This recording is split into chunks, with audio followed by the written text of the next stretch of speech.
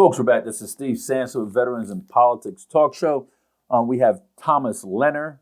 He's going to discuss sexual assault, police brutality on the Veterans in Politics Talk Show this morning. I just wanted to say that I'm back from Florida. As you can see, mosquitoes really bite me up over there, and it's just good to be home. Mr. Leener, first, thank you for your service. Thank you, Steve. Tell us about yourself. Well, briefly, I joined the Air Force Reserves when I was 17. Okay. Cleveland, Ohio. Okay. And I ended up, my last station was Nellis Air Force Base, 1974. Honorably discharged, served my country. 74, that place has changed a lot since then. Not even the same place. We had 150. When I got out, I stayed here in Nevada. We had 150,000 people, I believe, at that time, somewhere in there. And now we have how many? 3 million. Yeah, 2.5, 2.7, somewhere in there. When I first came here, there was about 865,000 people here. Wow. Yeah. A lot of growth. A lot of growth. A lot of change, too. Oh, yeah. A lot of change. And still changing. Yeah. Rapidly. Yeah. Please continue. So, first of all, this is really about my daughter, Rachel Shana Brooks. Okay. And you have her, because there are photos here. Okay. My wife and I found her deceased in her bed on the 20th or 19th of December, 2020. Okay. And we went and our life hasn't been the same. I can't explain to you how I feel because there are no words. I would give up. I would go through torture, the jungles of Vietnam, just for one more day with my daughter and our grandson. One more day. Have you served in Vietnam? I didn't go to Vietnam. I was very fortunate. Okay. I trained to go, but I didn't go. God watched over me then. Because that's the first I've ever heard anybody say that before. I know all the Vietnam vets who wouldn't say that. No. It's crazy stuff going on in Vietnam. Well, what I can say is when you lose like a father or mother to old age, that's natural. Sure.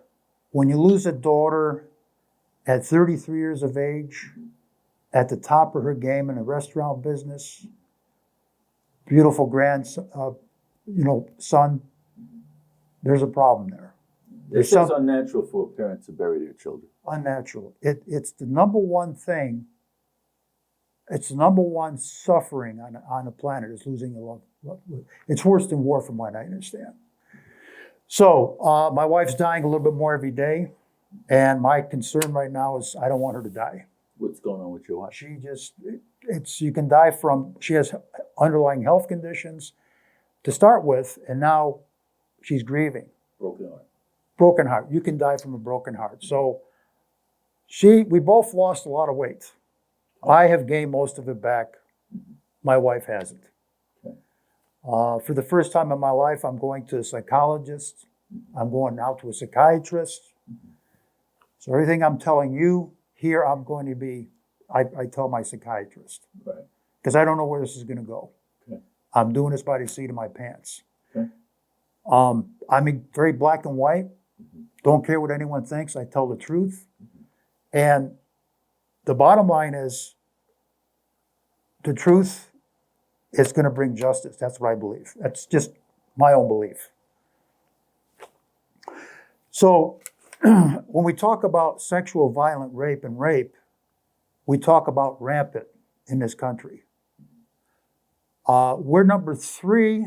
We've been in the 5, 4, 3, 2, and 1 positions for over 2 decades here in Clark County. Okay, period. As far as? Sexual violent rape, domestic violence. Okay. My daughter's a victim of over 7 years of this.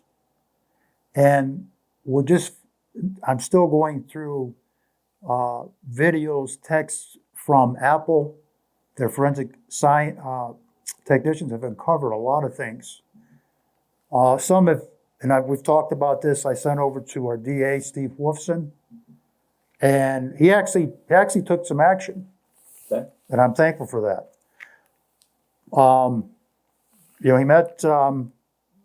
He met with the sheriff Lombardo, but also he met on other. It wasn't just this; it was other things he was meeting him on. Anyway, the results weren't good. When he came back, when he called us back, he said, bad news. The undersheriff had contacted me, and I guess the lieutenant, and they basically said, we have nothing to bring forward. Okay. So your daughter passed. Yeah. How? Well, her death is undetermined. Right now, we don't know. When did she pass? Was the 19th December 2020. Okay. So what I want to say is this, and it's very important. There's an actual series on Netflix. It's called Unbelievable. It's an 8-part series. It tells of a young girl, 18-year-old in Washington, who was violently sexually raped. The police department coerced her into saying, you're not telling the truth. And she was so fearful, she said, you're right, I'm not telling the truth.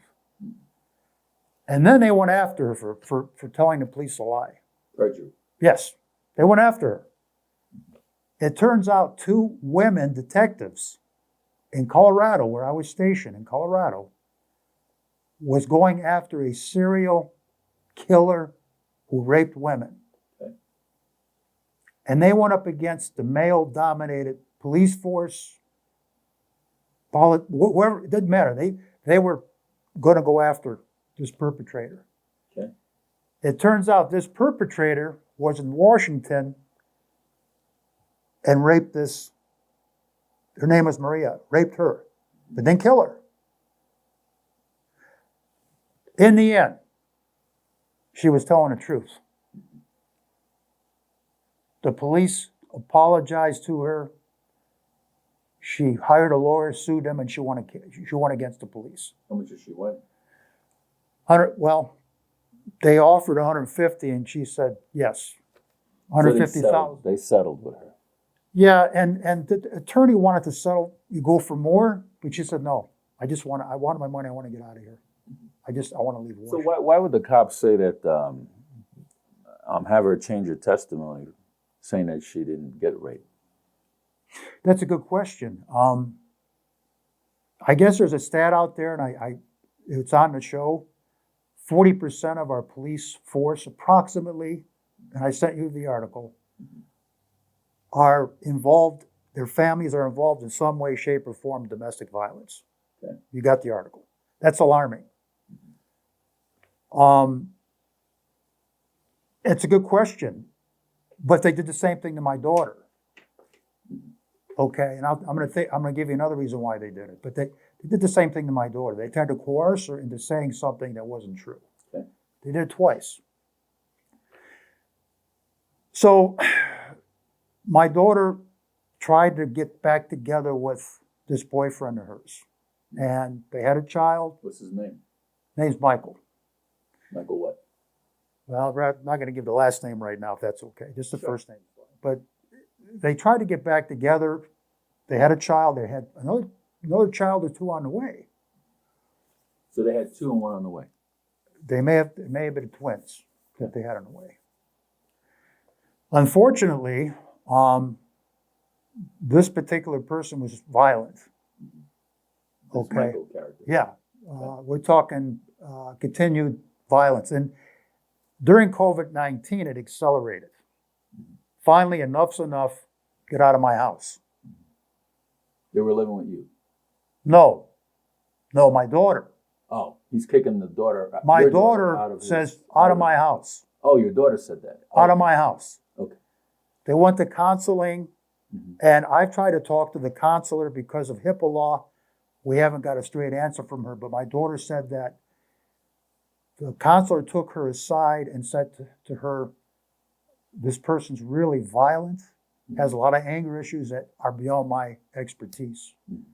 And that's when she really got worried and said, you got to go. Right. So once that happened, more acceleration of violence toward my daughter. Okay. Now, both my daughter and this Michael, they both had relationships. Outside, they both were not faithful. And that's... Oh, they weren't married. They were married. Living together, okay.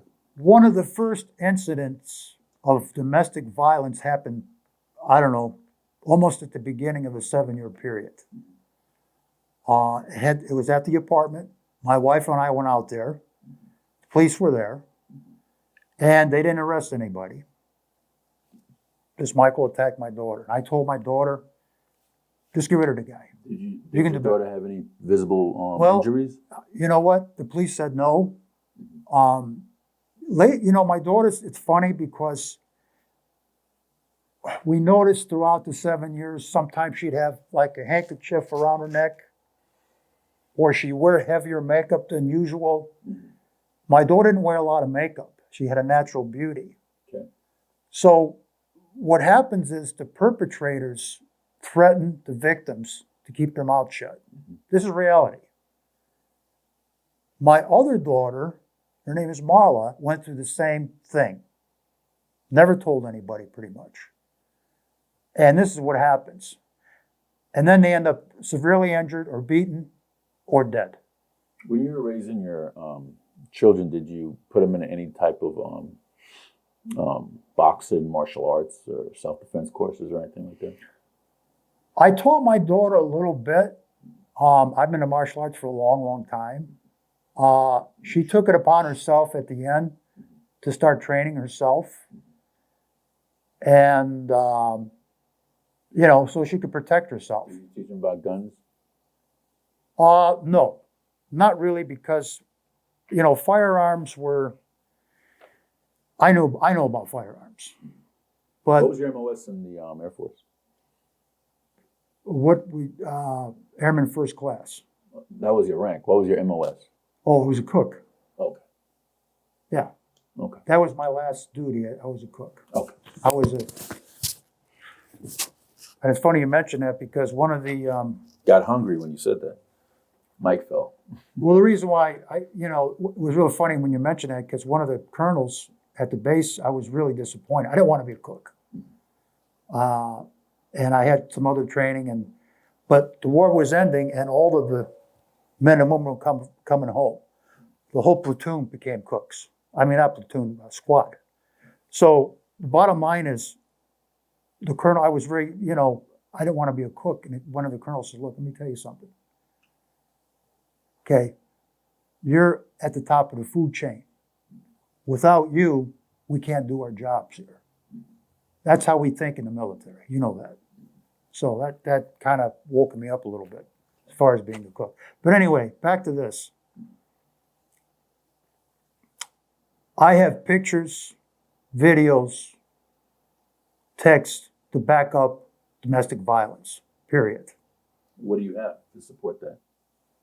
Different pictures, bruising, different text, different videos. Any police reports? Well, here's the thing. Here's where the police come in. So let's move it up now.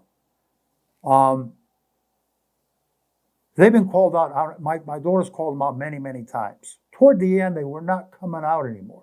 To the same address? Well, different, wherever they were, wherever they lived. Okay. Okay. The one address was at the apartment, then the house. Basically, the two addresses. So the bottom line is this. Did you get a full police report of when she was at the apartment, from the time she was there till she left, and when she was at the house, from the time she was there till she left, of the police history of showing up to that house? Because you can get that. I have been trying.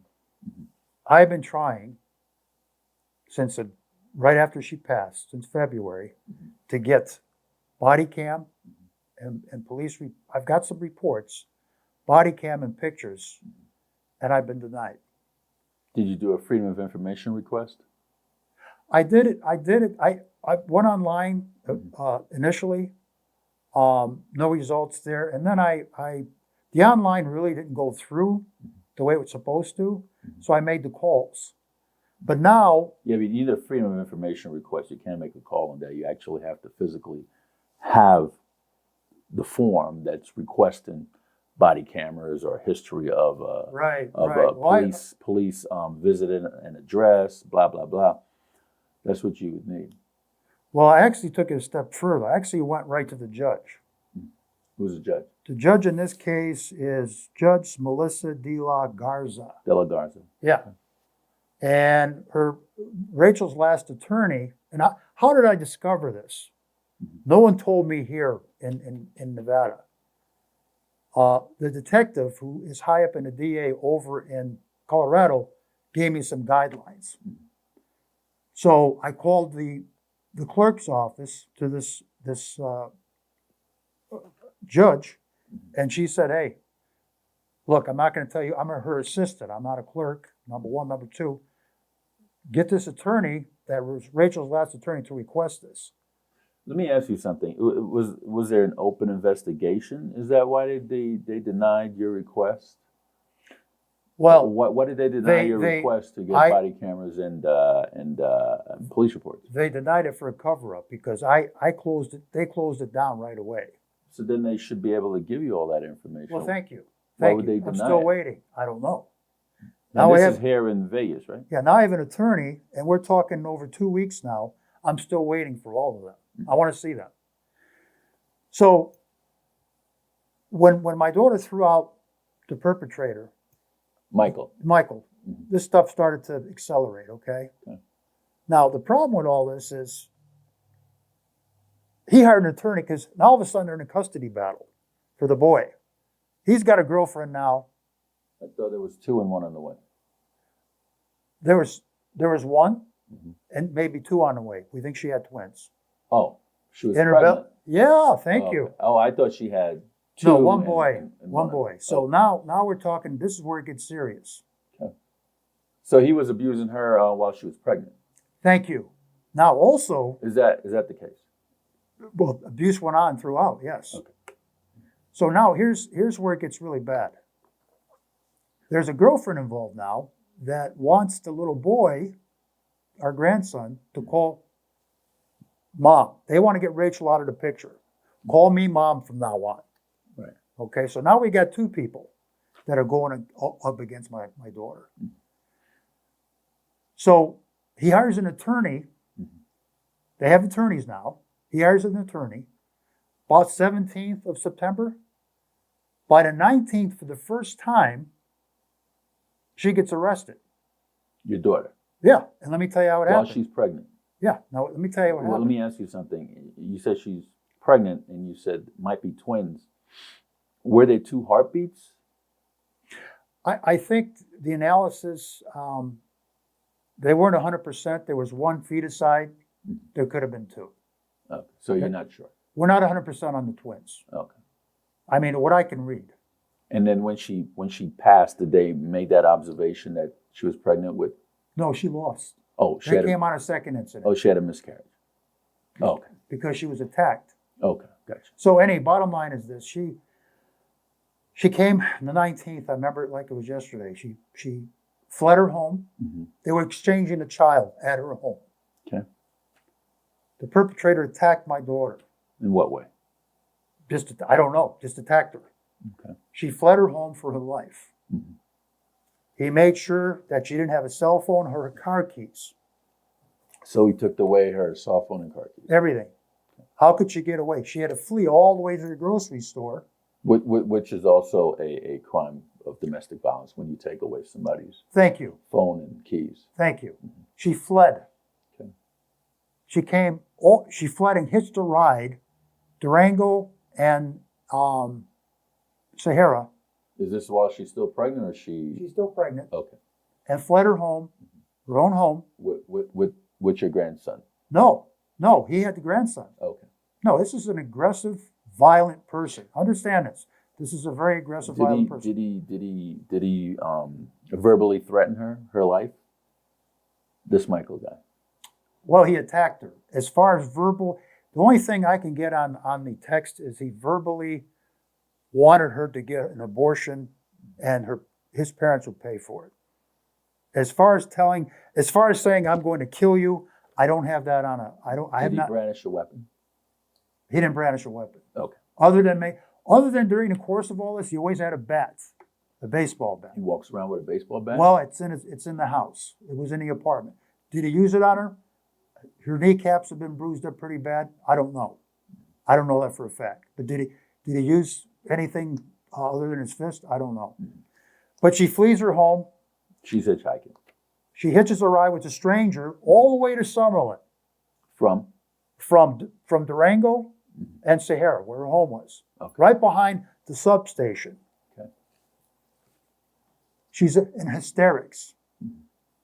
She has a mental illness. She suffers panic disorder. Okay. Is she diagnosed with that? Yes. Okay. Yes. She has She a takes physician. medication? Takes medication. Well, she tries to take medication. She can't take a lot of medication. Okay. So, yeah, she's diagnosed with severe anxiety, depression, panic disorder. Does she go to, for this panic disorder, did she take some type of meditation courses to help her with that? She was. Okay. Especially toward the end there. Okay. Yes. Anyway, she says, I've just been attacked. I was changing Lennox. So we call the police. Right. What's going on? Mm-hmm. Now keep in mind, this is a really important point. Over 7 years, the police have been called out by her. No arrests were ever made. Not one time. So we got to have a history of this. Let me ask you something.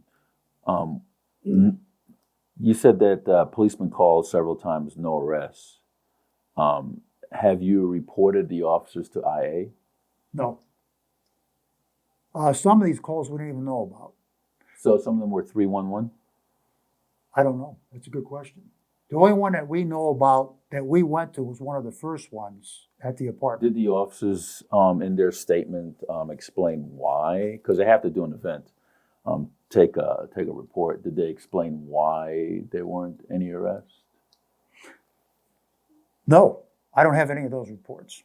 I haven't requested any of those reports. Are you sure?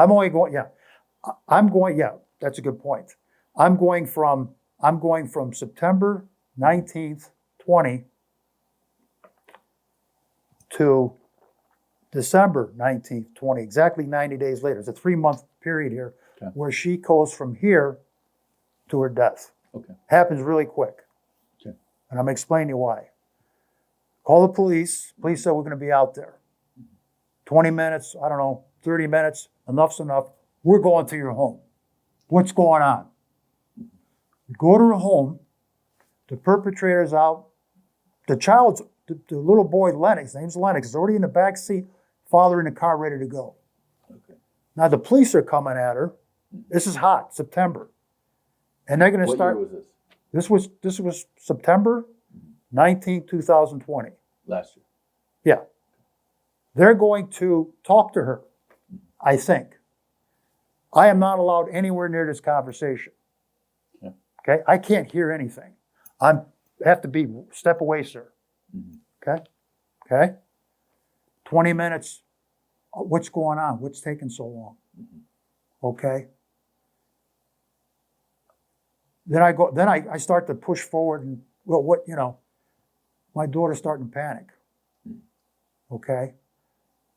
They called the fire department up. Yeah, paramedics. Yeah. They check her out. Her blood pressure's going crazy. It's too hot. I cannot stay out. I have to go in my air-conditioned house. So these police are interrogating her right out in the heat. No water, no nothing, just interrogating her. Finally, they come out. She's got high blood pressure. Get her in the house. The supposed victim, they don't even look at him. Nothing. He's the victim, right? My daughter attacked him, correct? Why didn't they go over to him and say, hey, sir, we need to examine. Where's your injuries? Where's your grandson at this? Grandson's with the perpetrator. Was CPS called out? They were. They interview did go your out. Grandson? They went out. That's a whole nother story. But they did go out a few times because we're very concerned about him.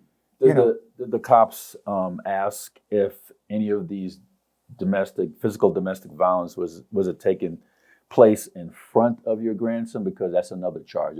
If a DV happened in front of the minor child, Yes. then CPS would be called out, and that will be called neglect and Thank you. some Yes. other. I Thank forget you, what they call it. Steve. So that's Thank another you. charge right there. Thank you, Steve. So they didn't. Okay, so Nothing now, happened with that. no, well, the grandson was present. Yes, of course. They were exchanging a child. Did CPS interview your grandson? I don't think so. Okay. I don't know for a fact. Did the I cops interview your grandson? I don't know. I don't think they. I think this was just. You know what an ambush is? This was an ambush. Familiar with it. Why do I say that? Because my daughter didn't attack. It was the opposite. Let me tell you why it was an ambush. So now they're in there interrogating my daughter, okay, for another 20 minutes or so. They're trying to In make the house. in her home. Okay. The police is drawing his gun down on me. He thinks because I want to go in. What the hell's going on? He He's literally drawing his gun down on me. unhosted his weapon. No, didn't unhost it. Hands on, ready to draw it. Okay. So he's intimidating you. More or less. Okay. I'm like, it doesn't faze me. Okay. I'm not afraid. Do you have a gun? Do you have a gun, sir? Yeah, not here. He thinks I'm going to go in a car and get a gun and start. He knows I know what's going on. He knows it. What were the age of these officers there? They were probably, they seemed like all rookies, Okay. probably 30s, maybe 40 at the top. Here's where it gets really bad. They tried to do everything in their power to make my daughter bend to the knee. So you were there. Did you ask for a sergeant to come out? Oh, a sergeant did come out. Okay. They had to call him out. They were so confused on what to do, they called out the sergeant. Okay. Okay? Guess what? Mm-hmm. The sergeant went with them. And I'm going to explain this to you once again. My daughter suffers she has mental illness. Okay. Okay? She's panicking right now. My daughter did not attack Michael. Michael attacked her. He's lying to gain an advantage in the custody battle that they're having. Why wouldn't the officers allow you to stay by your daughter's side and be an advocate? I don't know. She has these. I get it. It was an ambush. It was a setup. Let me ask you, but before you keep going, you said it was a setup. Why would you think that it was a setup? I mean, what's this Michael guy? What does he do in this? I can smell it. I can taste it. I can see it. What He does hires an Michael- attorney. What does Michael's occupation is? What does he do here? Well, I know he's a failed musician. I think he works for a solar company now. Oh, okay. Also, drug and alcohol abuse, severe. So 100%. basically, he has no political ties. Well, I don't know. Here's where I get really confused because hires an attorney around the 17th. All of a sudden, she's arrested on a night. They're in a battle for custody. Oh, okay. So you said it was a setup for custody. Thank you. Okay. So my daughter has a good job. My daughter pays for all the What insurance. does your daughter do? She's high up. She was in a restaurant business. Doing. Well, she was in management, all phases. Okay. Here's a fact you're going to love. Boca Park, right down the street here, she started out as a hostess. Gotcha. Worked her way up. The first young lady to work her way up in Gordon Biersch. You know Gordon Biersch. Familiar with it. Guess what she was? Banquet manager. Okay. Who do you think served the graduates from Metro every single year? My daughter. They loved her. Should be on her side then. You. Thank you. Thank you. So who did Michael know? Who did the attorney know? Mm-hmm. There's something fishy, I believe. I could smell it. Okay, we're still at the scene. Yeah, no, we're at the scene now. Okay. So they finish up, and they're going to arrest her now. I'm pleading with them Why would they arrest her? because they believe him. So let me ask you a question. So you said cops were called multiple times to the apartment and the house, and she was called saying that he was assaulting her. They never arrested anybody. Thank you. And now there's one time Yeah. that the cops call out saying that she's the perpetrator. Now they're going to take her in. But before they wasn't taking anybody in all nobody this time. had, never. And Okay. and here's the point I want to really bring high here. the medical people from the fire department, Mhm. highly qualified, didn't even examine him. Didn't even talk to him. So he had no That's visible all on body marks? cam. There was nothing to support her attacking him. Now, if they had went to him and hey, he's bloodied up, he's beat up, whatever, Right, that's different, right. okay? But then it could have been self-defense too. Hello, That's true. you got an 80-pound girl. How much with does the- he weigh? He's probably my age, not my age, my weight. Okay. But don't forget, he abuses drugs and alcohol. I don't. That's the difference. Did he have an arrest record prior to? As far as I know, he's been incarcerated for over 10 days for alcohol and drug abuse. Okay. Over 10 days. How about your daughter? Never. Well, I can't say never. There was one thing she did that wasn't right, and What was it was excused. Just some incident that happened at her house a few years back, and it was dropped. You don't want to mention what it was? No, it's not that important because it never. Everything is important Well, when you look at these this things. particular no, she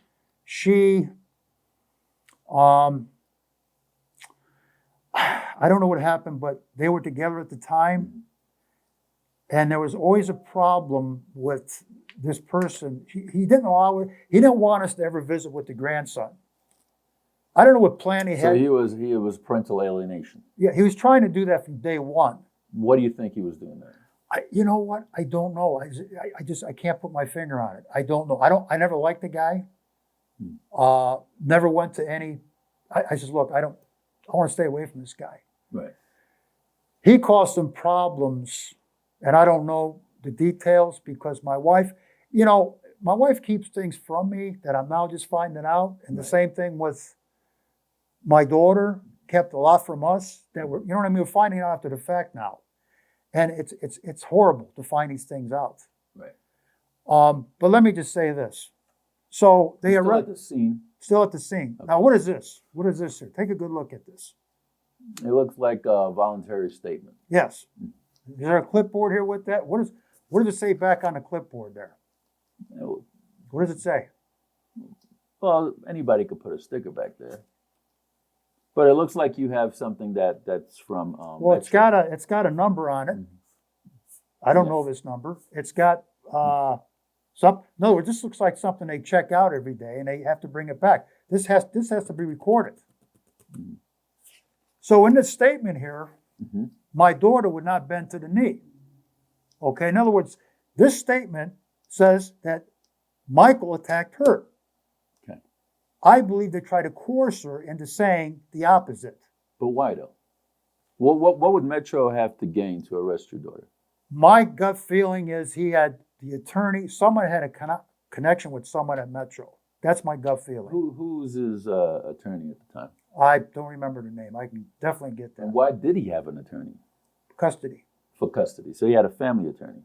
Yeah. Did your daughter have one? Yes. Who did your daughter have? Several. Several. Yeah, one was, I'll give you, Robert Langford, and then there was another one for family. Robert Langford. Yeah, he ran for DA. Yeah, Robert Langford is the one going to the judge and saying, hey, look. Robert Langford is married to Justice of the Peace Ann Zimmerman, if my memory serves me correctly. Okay, I think you're right. But I called him up and said, look, I talked to the clerk. The clerk mentioned your name as the last attorney representing our daughter, and there should be no charge for this. You please go to her, and I did it in writing. Made it very. I put the dates. Go to see, and ask for all the body cams of all three. There's three incidents from September to this. There's three to her death, or two incidents then her death. I want all the body cams. I want all the pictures, and I have forensic Apple technicians waiting in case they try to alter them, delete them. They're waiting to look at them, and they will know if they delete anything out of them. Okay, so this is really important because the police intentionally, now you got 5 police, right? Not one, 4 rookies or maybe someone connected there, and you have a sergeant, and they leave their clipboard intentionally behind so it's not in the record, not in the file. Now, Why- either they're incompetent and stupid. They could discard it themselves. Why would they need to leave it behind? No, this has to be in a record. This is an involuntary statement. This is domestic battery. This So is my that daughter's. is that her original statement? Yes, this is the original with the clipboard. It was never filed. Thank you. Yes, never filed. What could be more obvious than that? So, how long have you had that? We got it when we. My daughter actually had it. We didn't get it till after. I think we didn't get it till after her death, but she had it after. So the you death. found that on your daughter's Well, no. belongings? She had it. We knew about it. No, I'm saying, did you find that in your daughter's belongings after she passed? No. My daughter presented to us after the arrest. So if your daughter had that, why didn't she just go and turn it in? We did. I did it. I demanded an internal investigation. Did she turn that in? No. Why would she do that? Why would To she get it on the record. Why would she turn it? But that would be doing their job. Why would she turn this in? They're not doing their job. We're disputing. In other words, she's saying Michael attacked me. Mm-hmm. Why would she give this to the police? Are on Michael's side for some reason. Why would she give this to them? They left it in so leaving it out of so it's not in a file. It's nowhere to be found. So my daughter's statement is nowhere to be found. All they have is his statement. Follow me? Now you're getting the picture. I'm saying, why didn't she give that at a later date? Why? Now we're going up against the police. Now we're disputing this. We're saying this is incorrect. So where did your daughter find that? On the squad car, in her home, where? Oh, when she was brutally arrested, and this just so we understand this, brutality doesn't mean it has to be physical. At the scene, she was arrested. Yes. Okay. So, and the charge was domestic violence? Yes, that's correct. Was that the only charge she was arrested for? Yes. Okay. And what happened? Okay. She was. And you said brutally arrested. What do you mean by brutally arrested? Okay, so when you browbeat, when you berate a little teeny girl, and you try to make them say what's not true, that's what happened here. So they kind of intimidated her. Oh, more than that, she was shaking. Okay. She was. It's just like this Maria Elder. It's the same thing that cops did to this girl in Washington. Mm-hmm. They had an agenda, and they were saying, "Look, we want you to tell the truth. You attacked Michael." She said, "No, I didn't." And they tried, and they tried. So they were trying to coerce her. Thank you, 100%.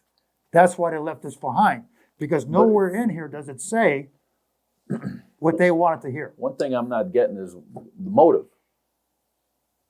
If I know you real well, okay? We're veterans, all right?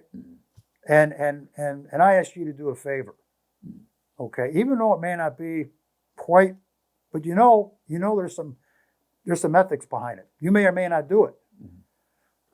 I don't know this for a fact, but I suspect her attorney, maybe his family, someone knew someone at Metro to pull this off. And the reason why I think it went this way is because the custody battle in court, she was on the winning side more than he was. Who was the judge for the family court matter? I don't remember. I'd have to look all that up. Okay. But anyway, I believe that firmly. I just do. I mean, she had a separate attorney for the custody? Yes. Because I know Robert Gannon was his name. I know Langford don't do family. No, Gannon was his name. Okay. So here's something here that's really important. I got to read this to you. So on she was abused in Clark County, body chained, hands and feet, pregnant. Oh yeah, brutal. Did she tell the officer that she's pregnant? Yeah. Well, I told them before they arrested her. She's pregnant. She has a mental disability. Mm-hmm. She's underweight. She's under severe stress because of COVID. You're going to take my daughter and believe this guy over my daughter, and you're going to throw her in a COVID-19 jail? Why did they put her in body chains? I don't know. Was she acting erratic? Or? No, absolutely not. No, they body chained her. You've For got a DV call? What's that? For a DV call? Yeah. Was it a DV call with strangulation? Was it a DV call with a weapon? It was just a No, plain old DV call. They handcuffed her. I believe the body change happened. I don't know if they happened. Steve, you have to understand, I was in a state of shock. They happened either when they arrested her or they happened at Clark County Detention Center, one of the two. But here's the key. I don't want to mince any words here.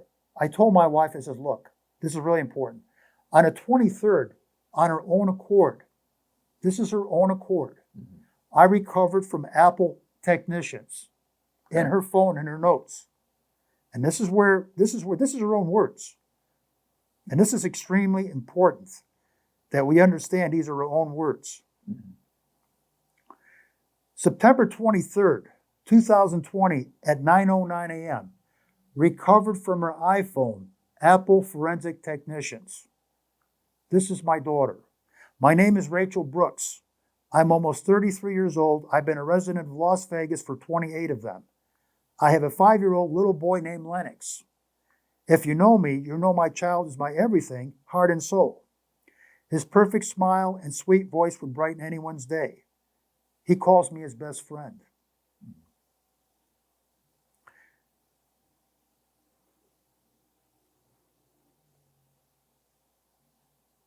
He's been wrongfully taken from me by his father as of Saturday, September 19, 2020.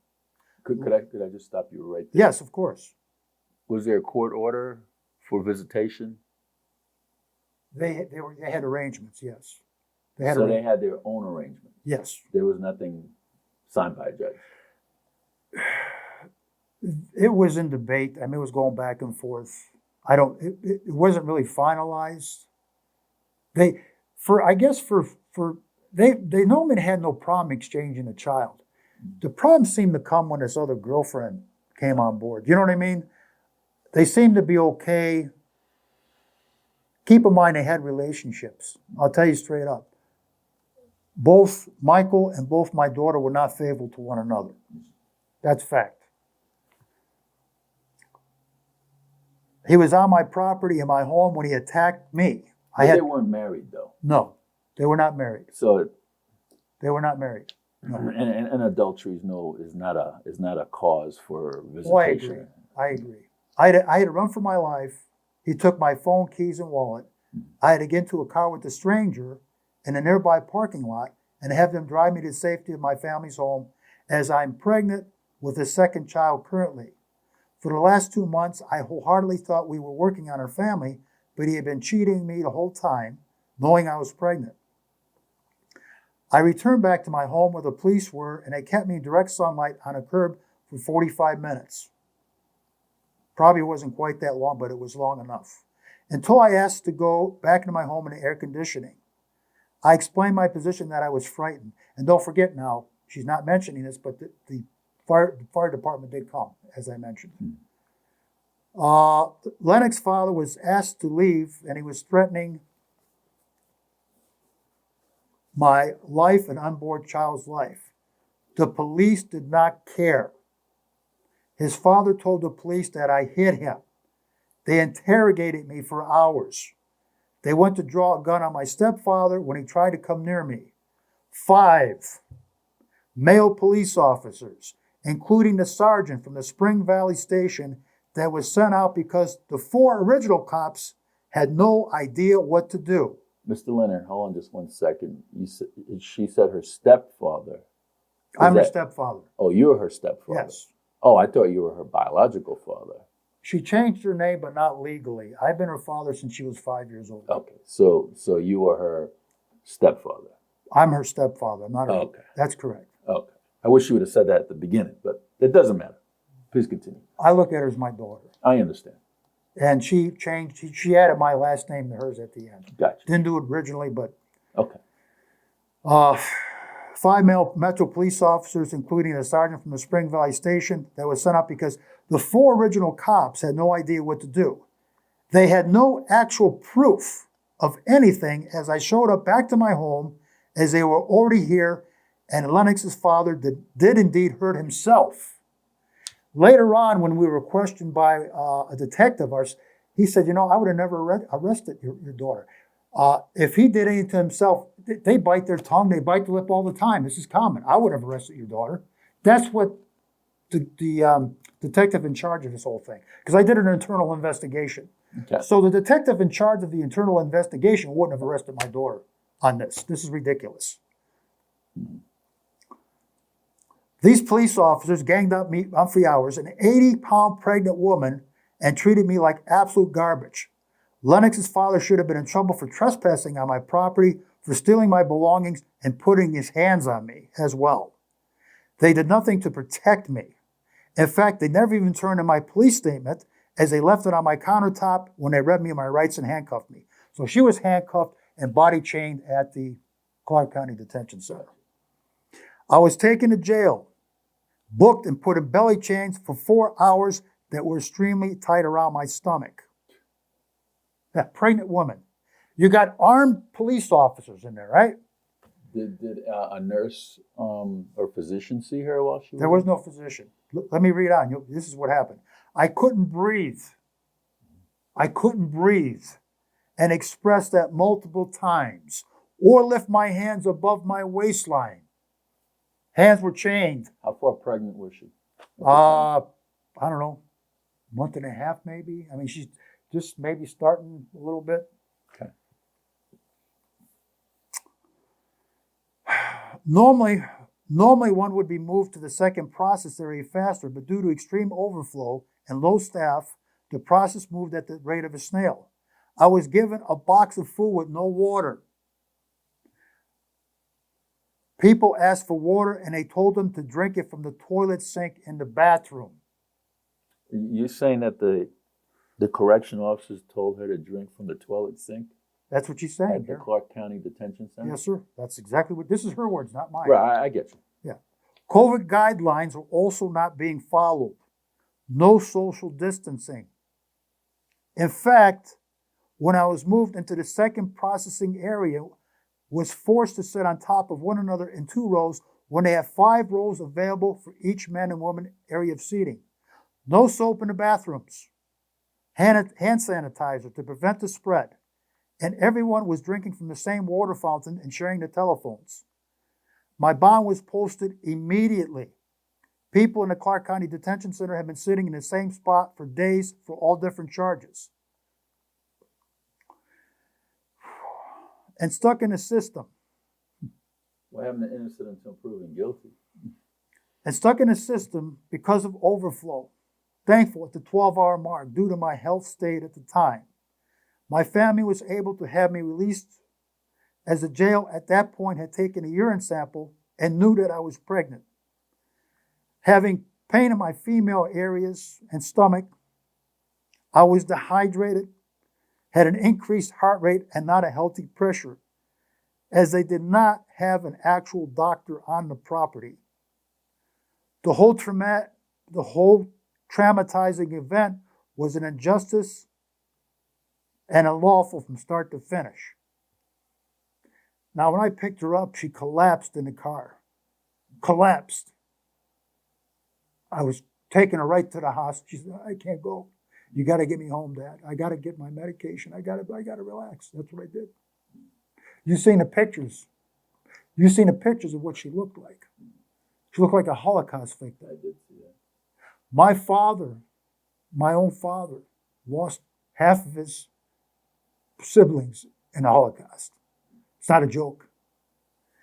So anyway, from there, she was afraid of the police. Dad, I don't want to go out. I'm afraid to go out. The police, they're going to hurt me. She was afraid. She was definitely afraid to go out. A beautiful, vibrant woman, now afraid to go out. So they have this charge of DV. Yes, sir. Okay. Was she ever convicted of this? No. I mean, there's another incident that happened September 30th. She was attacked at her home. By Michael? No. It wasn't Michael, it was a woman. And she thinks it was a girlfriend. The odd thing about that attack is, first of all, she didn't want to report it because she was afraid of the police. Her mom convinced her to, you have to report it, honey. You know, you have to. She was attacked, kicked in the belly, and the person fled. She She reported it. I Did she have a can't. miscarriage? Is that what caused the miscarriage? Yes. Feticide. Yes.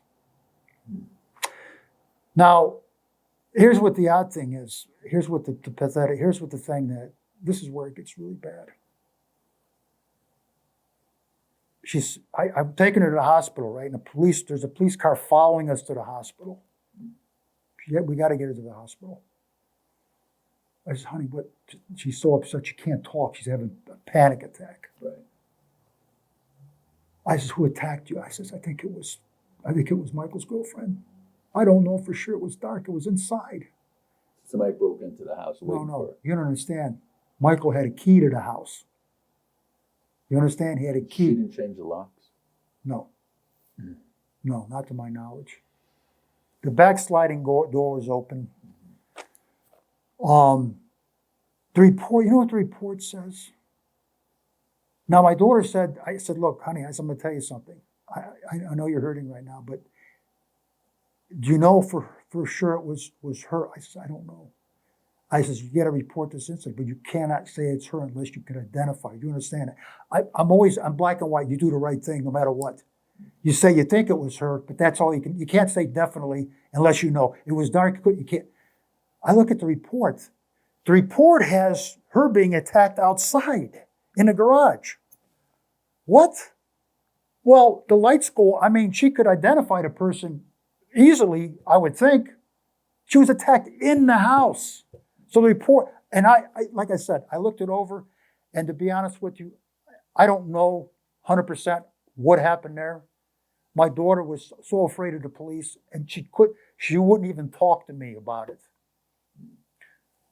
Went to the hospital and lost her both.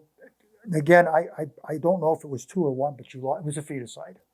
We have the hospital report. She lost the babies. They could have tell if it was 2 or 1 when. I don't know. I don't know why. I have to look it over. My wife seems to think it was 2. I don't know. I'm looking at it and I'm just seeing she lost a baby. So that's murder. It's murder. Thank you. It's a feticide. Mm-hmm. Okay. Okay. So on the last day of her life. I want to know what took place with that investigation when she was attacked. They accused her of making a false statement. Believe it or not. And they threatened to arrest her for it. They never arrested her. Here's what they did. How did they think that she lost? How did they think she miscarried? I don't know. They did a whole forensic thing. They came over to the house. They made her strip. They took pictures. They had the whole CSI team out there. They took pictures of her clothes. I mean, hours of interrogation. They talked to my wife and I for some time. Is it a ranch style or a 2-story home? Hers is a 2-story. Were they saying that she threw herself down the steps? What are they saying? They're not. They're just saying she made a false. They're not saying. She made a false statement. Then they threatened to arrest her for it. Are you kidding me? They never arrested her. No. Did they? You said the whole CSI team. Did they look for prints? Everything.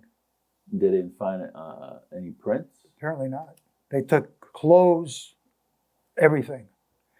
So and I said to her, and I asked her, I said, are you telling the truth? She said, yeah, Dad, something happened there. I says, Did your daughter ever see a counselor or take medication for personality disorder or for? She has a top forensic doctor in town that she sees. So the only thing she has is the anxiety, is what I'm basically getting at. Well, she suffers from mental depression, and it's all. And I have a statement I got from the doctor. It all points to this relationship with this. It all stems from this relationship with this person. Okay. But here's where. So they take all this forensic stuff and they accuse her of lying. Now they're saying you're not telling the truth, and now they're going to threaten to arrest her on top of everything again. Okay, and she didn't want to report it in the first place. Remember that. So now. She really didn't identify anybody. No, said that. No, she didn't say it was. Right. She thought it was, but and that's why I told her to be very careful with that. Okay. If you can't see the person, it wasn't a robbery. Nothing was stolen. They. In other words, what was the intent? Let's go back to the intent. Michael, the girlfriend, the intent in the very beginning was we don't want Rachel and Lennox's life. Fact. Okay? That's a fact. Okay. There's text also where Michael's saying, abort the baby. Don't want it. My parents will pay for the abortion on a child in you now, or children. Okay? Fact. So there's intent there. Okay? Now we go to the very last month of her life. I've got all the videos. I've got all the text. I've got pictures.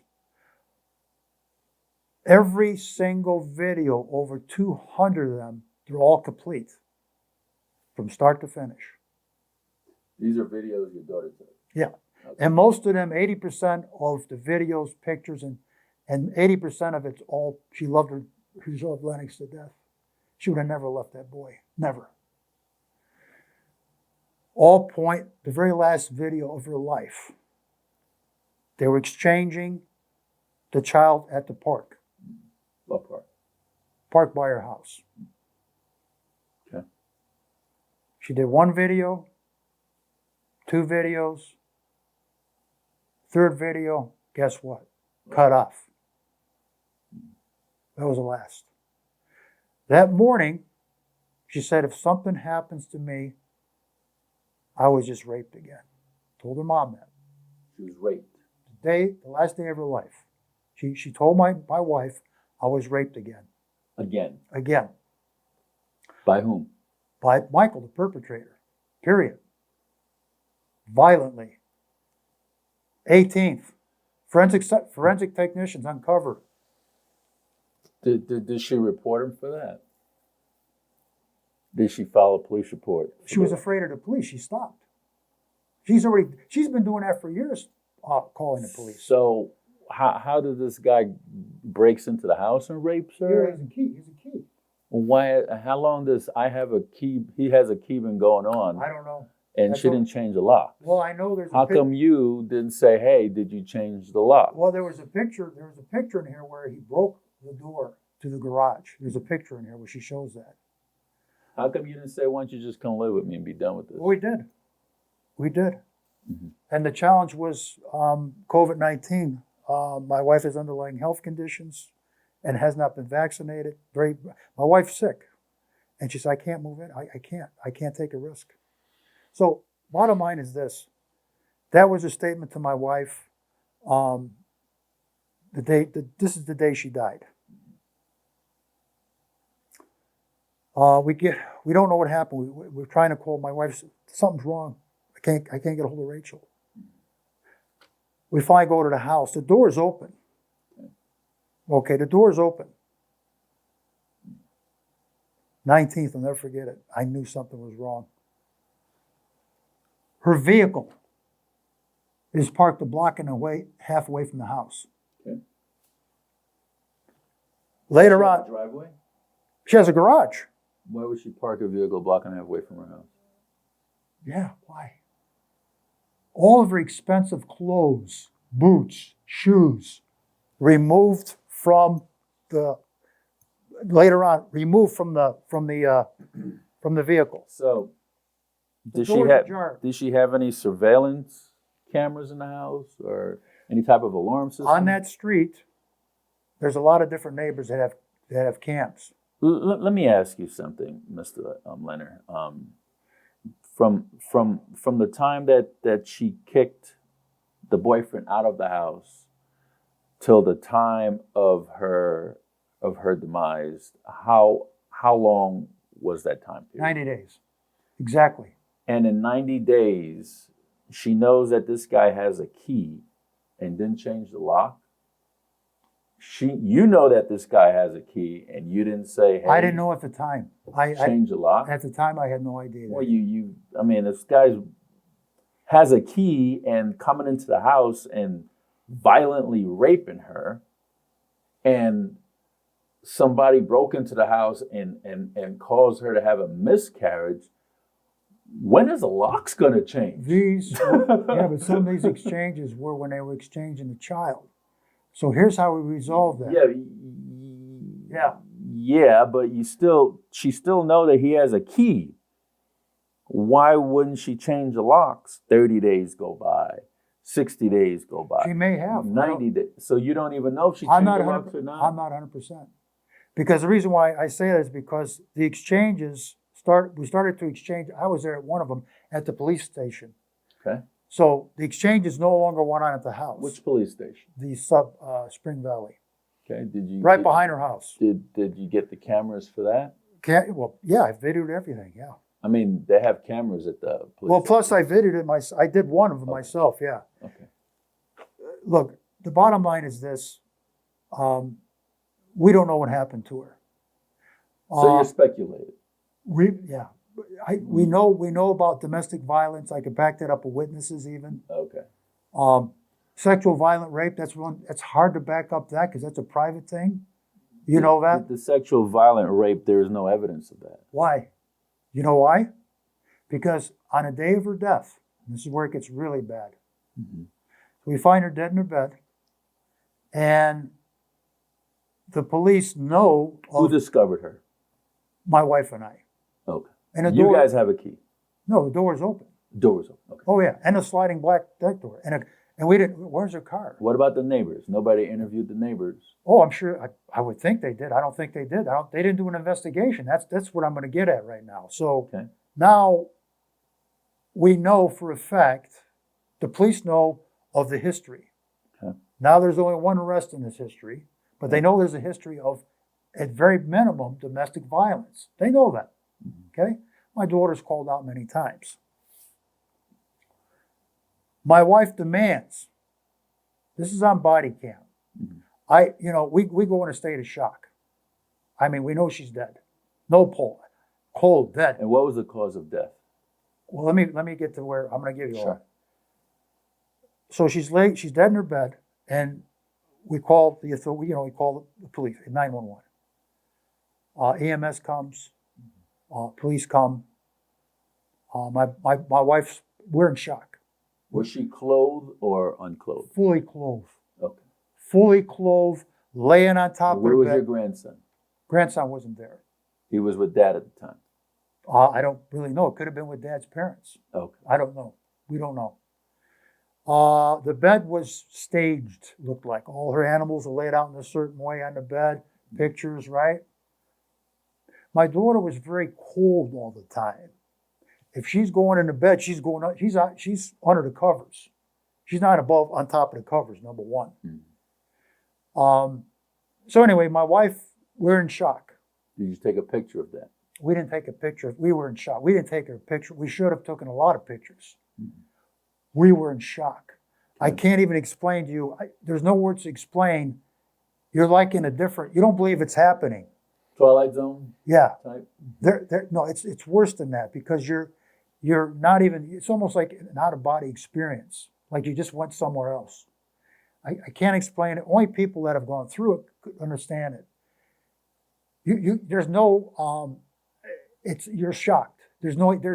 My wife's going totally crazy. Right. Blood pressures. Now she has underlying health, and they want to get her to the hospital. I'm saying my wife doesn't want to go.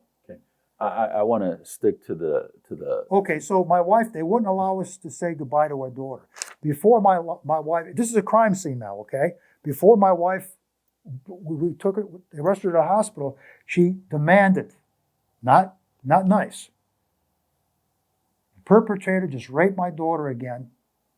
Make sure you do DNA, do a rape kit under her fingernails, off her clothes. If she was fully clothed, why would you go right to rape again? Previous it happened. There'd be DNA over. It was previous.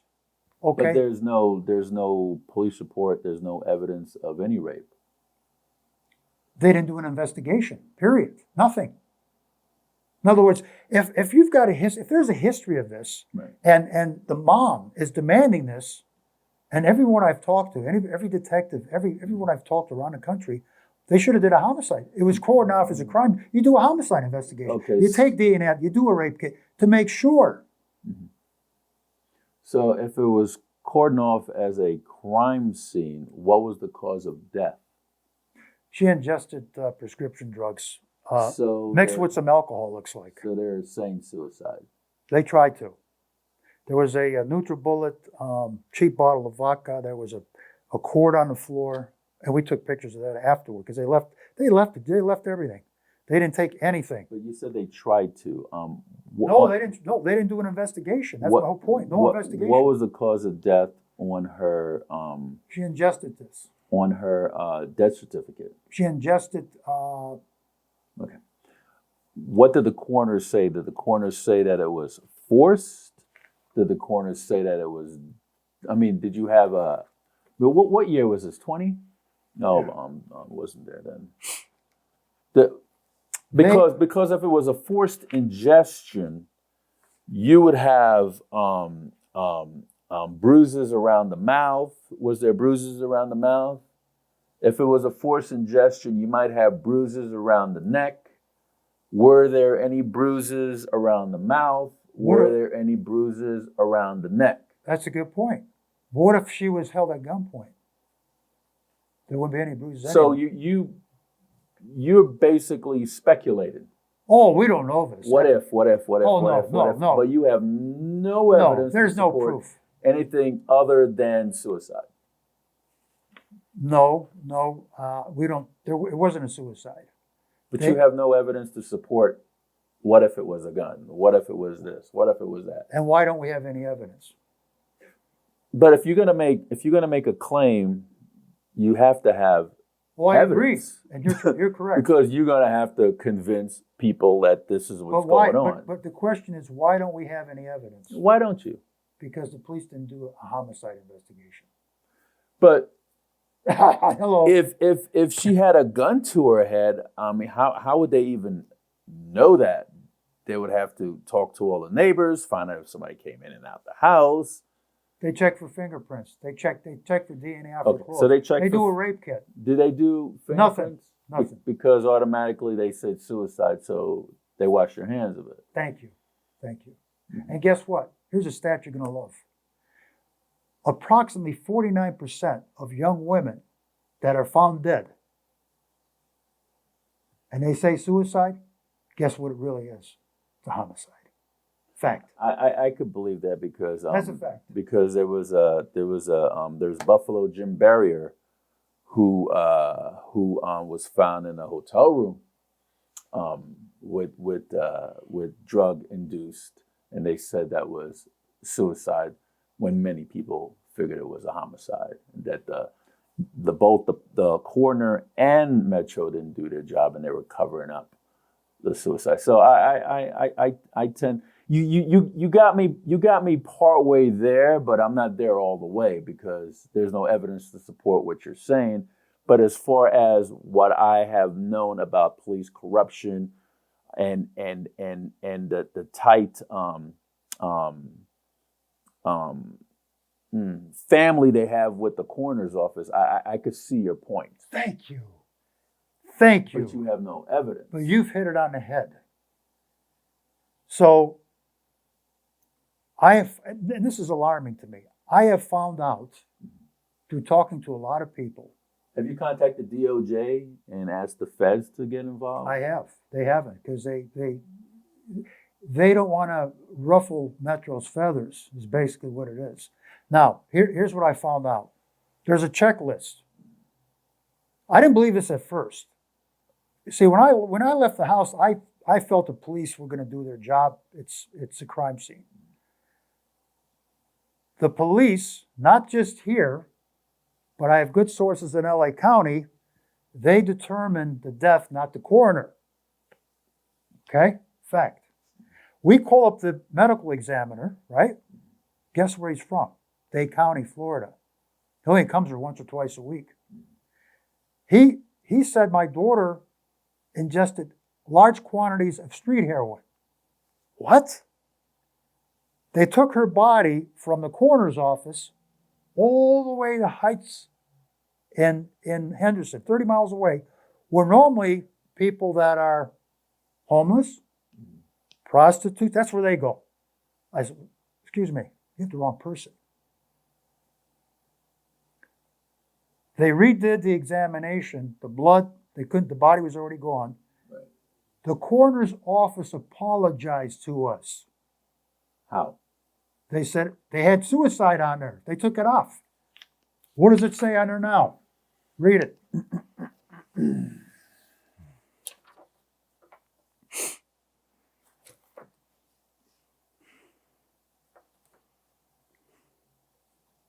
Bottom left.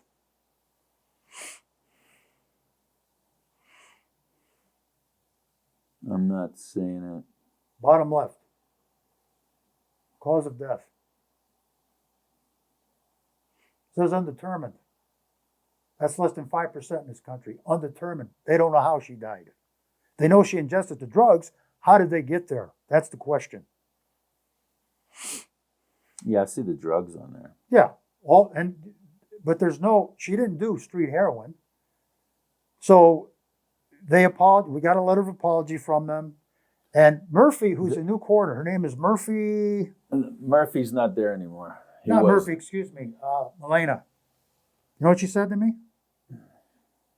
We do not go by what Metro tells. We are separate from Metro. They are.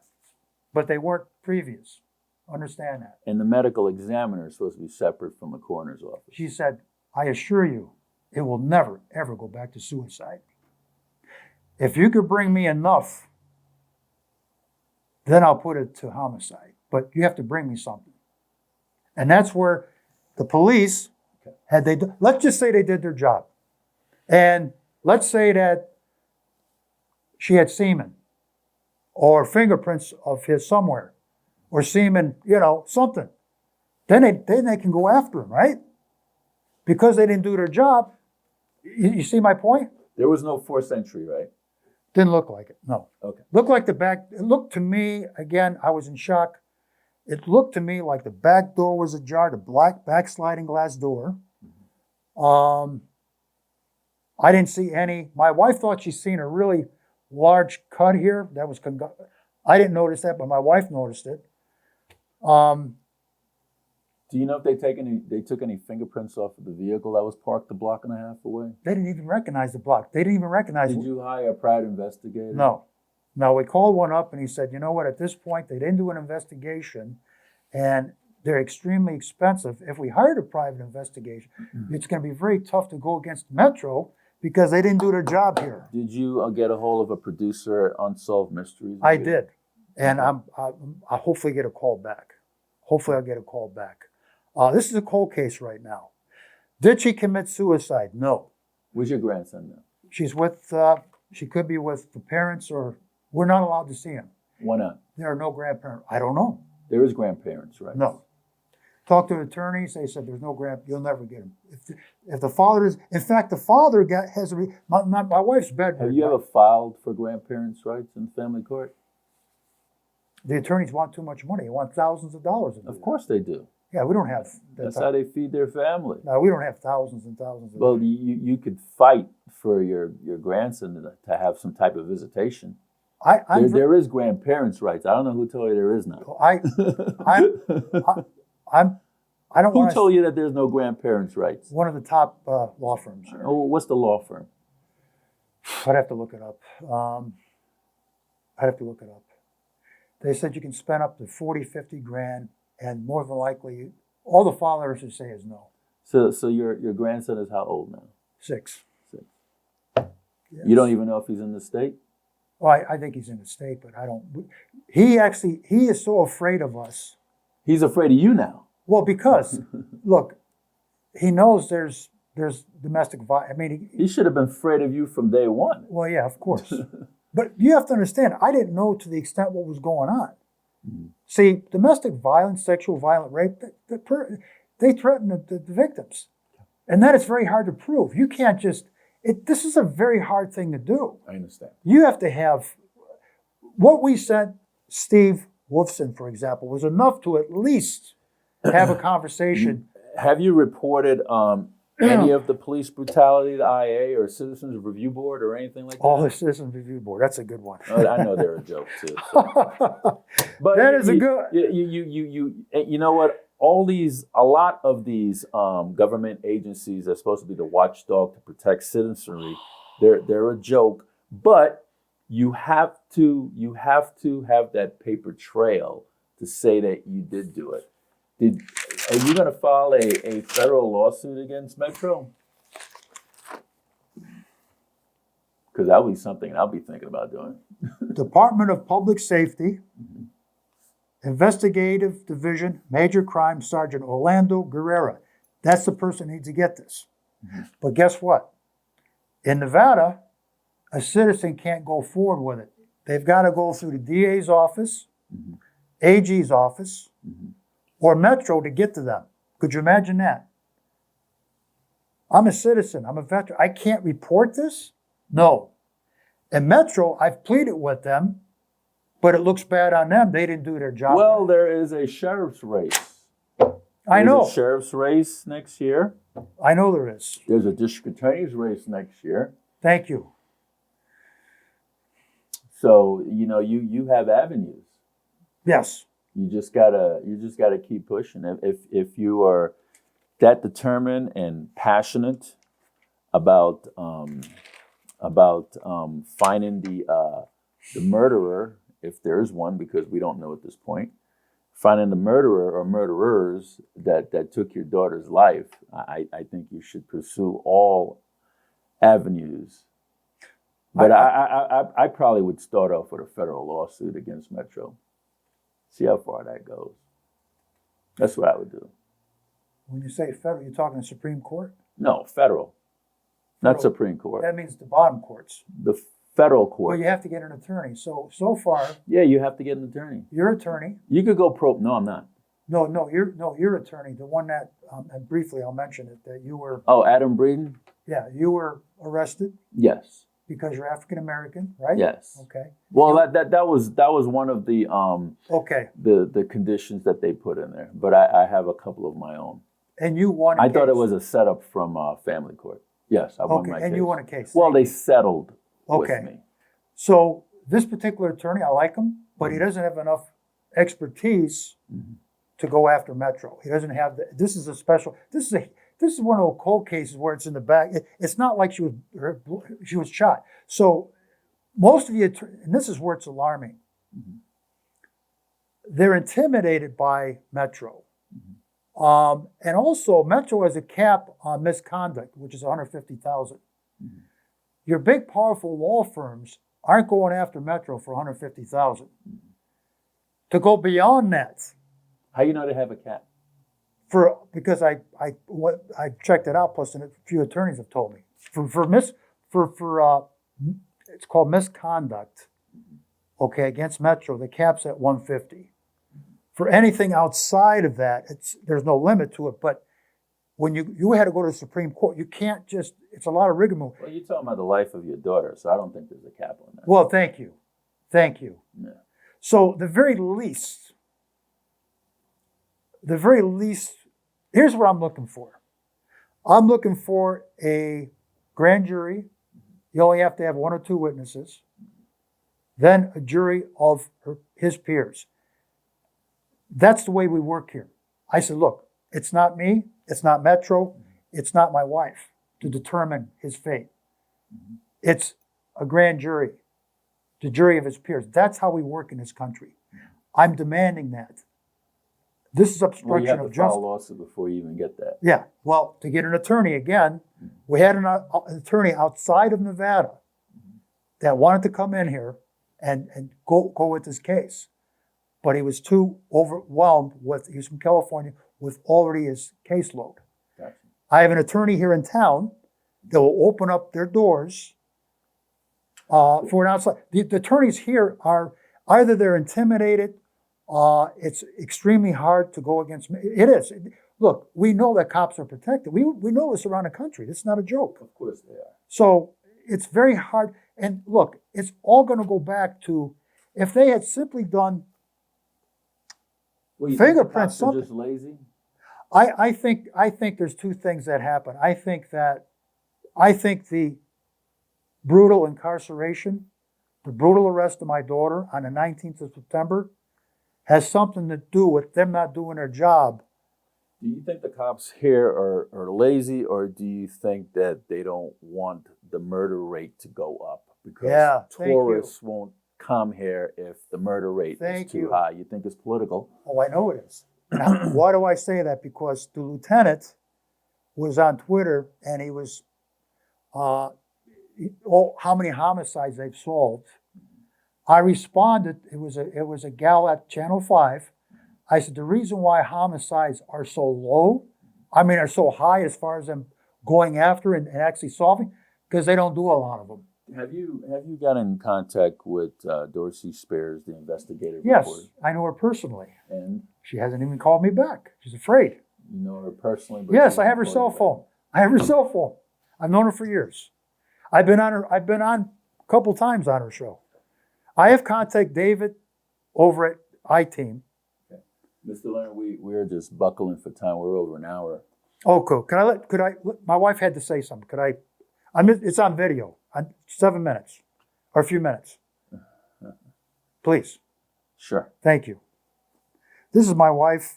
There's so much more to discuss here. And if you're going to do that, put it up to your mic, please. Okay, I did invite Sheriff Lombardo, as you know. I got to his assistant. I did invite Steve Wolfson, and I want to thank him for at least taking some action. So I want to engage him again. So What kind of action? Who are we talking about? Lombardo or Wolfson? No, Steve went ahead and actually had met with the sheriff on this. Ironically, his daughters are the same age. One's name is Rachel. I don't want to go into their. No, the result. What did Wolfson do? What type of action did he take? He had a discussion with the sheriff. And what did that result to? Because talk's cheap. Yeah. He called us up, and 10 days later, he said he had bad news, and the bad news was Metro has nothing to bring forward to him, and therefore he can't go after this person because of that. And I understand. My wife doesn't, but I understand. Go ahead and play that, because I got to take a potty break too. Okay. And Mark over there has a date. Mark has a date. So, but I thank you. There's so much more, but I thank you for allowing me to come on. And this is very, very, I can't tell you, it's so trying for us. And I understand. My condolences for your loss, if I haven't mentioned that. I'm so grateful to be on here. And this is not just on behalf of my daughter, but it's all young women that are going through this, or have gone through it, or going through it now, In her massive bed and her tiny little body. Okay, here. This is it. Is that your wife? 4 years old. Always mommy. It was an honor to be this young woman's mother and to watch her grow up from the little ballerina that she was. Because she wanted to be a ballerina. I said, you're not going to make any money. To being at the top of her game on the Las Vegas Strip in the restaurant industry. If you know anybody, if you see anything, if you have a daughter, please tell her. Go tell someone you're being hurt. We did not know Rachel was being hurt for 7 years. She never said one word. So please talk to your daughter today. If you suspect anything, always tell her, daughter, come to me. If anyone lays their hands on you, we can no longer watch these women be abused. There's no reason for it. Please, have that conversation with your daughter, no matter how old she is. In remembrance of my daughter, Rachel Shayna. Thank you. That's it. Well, Mr. Leener? There's also one more thing. There's also a program. It's called PS 17. And what PS 17 is one of the, when I was doing the forensic, pulling all of the videos with the forensic technicians at Apple, one of the ladies at Apple broke down. She says, sir, I can't look at any more of this. I was raped. I was beaten. I'm a member with SafeNest also. Please call them. And they have a program, it's called PS 17.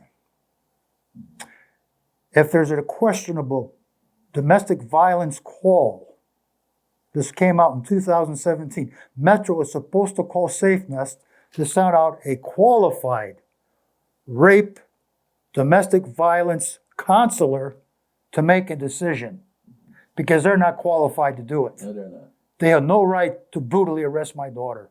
And they didn't do that. Instead, they called out a sergeant who didn't have any more of a clue than the original officers. Well, you need to file a lawsuit. The only way to change anything in this town, I realize, is that you have to file a lawsuit and you have to expose it. Yes. Yes, thank you. Steve. If you're quiet about it, nothing happens. And they want you to be quiet. Of course they do. They want you to be quiet. They want you to just shut your mouth. There's 300,000 veterans in Nevada. Mm-hmm. We have a sphere of influence of over 1 million people here in Nevada. Mm-hmm. And I noticed, I've been watching your shows. I like what I'm seeing. Thank you. I'm seeing a lot of veterans tired. Mm-hmm. And especially minorities tired. Mm-hmm. And guess what? I'm running for office now. What seat? No, I'm. They're saying they're running for office. Oh, okay. If my wife thinks I should, I've been told for many years. Political science was my major. The problem is, we're very private, but now I'm not. You can't be private with these types of things. I'm not private anymore. Mr. Leener, have we covered everything that you wanted to get covered? Yes, I think you've done more. There's more to cover. I want to do a show on mental illness. Sure. I have a famous fighter. He's a champion fighter. I'm going through Top Rank right now, and they think we maybe can get him on your show. Okay. We can talk about this. We can talk about this. I want some help. I'm in that arena. I've been in the boxing arena for many years. Mm-hmm. So in some way, shape, or form. So we'll talk about that. Sure. It's going to be on mental illness, which my daughter and my wife both suffer from. It's bad. Mental illness is a very tough subject to go into. Mr. Leener, I need you to look into the camera. Okay. And to tell folks whatever you want to say as a closeout, and your point of contact if you like to give it. And Mark is going to zoom in on you. What I'd like to say is we're not just looking for justice for our daughter, Rachel Shayna Brooks. We're looking for justice for all women who are being abused. 1 out of 3 in Nevada.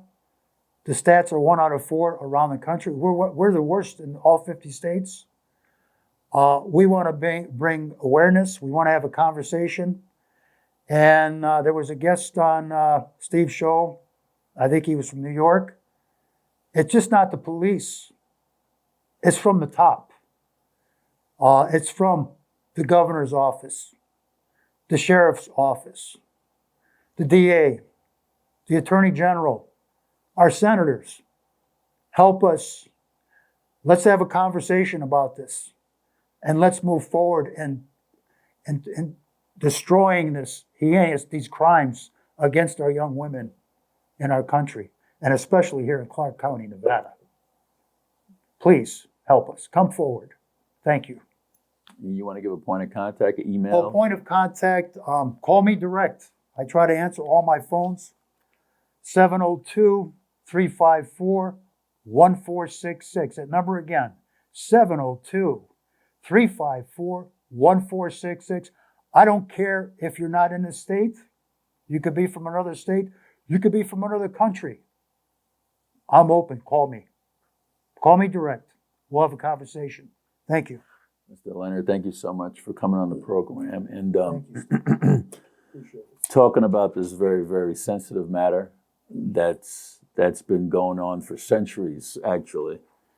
And we need to get a good grip on it when it comes to sexual violence, sexual assault, domestic violence, and police brutality. It seems like an ongoing problem this nation has, and it's never ended. So thank you for coming on and sharing with us. Thank you. And my condolences to you and your family for several reasons, for not receiving justice for your daughter's demise, for not having the perpetrator incarcerated for your daughter's demise all by itself, not being able to see your daughter, and not being able to see your grandson.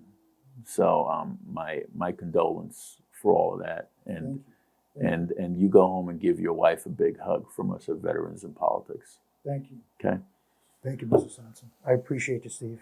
folks, that was Thomas Leener discussing the violent rape,